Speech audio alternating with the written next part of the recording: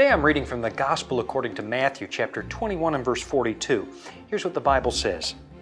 Jesus said to them, "Did you never read in the Scriptures, the stone which the builders rejected has become the chief cornerstone?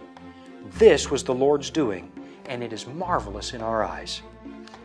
I heard a preacher tell a story some years ago about a very strange burglar who broke into a store one night and stole absolutely nothing. Instead, he spent the night switching the price tags around so that when customers came in the next day, a brand new television cost a couple of bucks, but a gallon of milk was $700. All the values had been switched around. And today's Bible passage kind of reminds me of that story.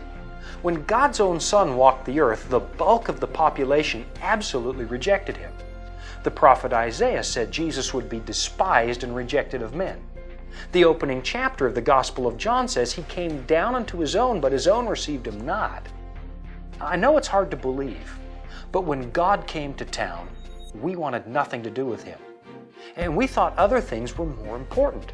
It kind of makes you wonder if we haven't switched the price tags here on planet Earth, that we've made unimportant things valuable and important things meaningless. How else is it possible that God himself could walk the earth and the human race places no value on him? How else could it be possible that for the sake of pride and power, we nailed God's Son to a cross? And how else could it be that today, for a few fleeting moments of popularity or a few nice things around the house, we're willing to sell our very souls? Maybe it's time we ask God for a price check in daily life to be sure we really know what matters.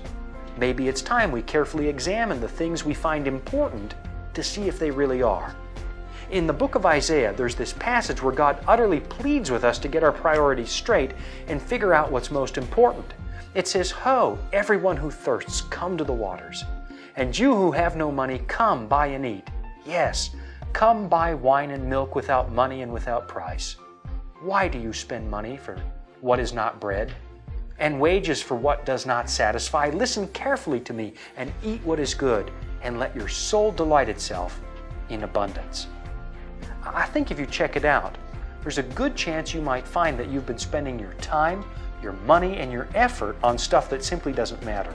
And you'll also find that the highest price tag in the universe is attached to your salvation.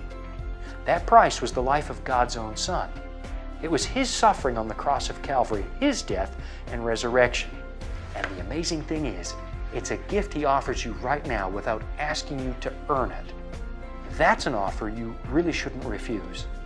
So it seems to me that having a good set of price tags and understanding what's most important in life is just a better way to live.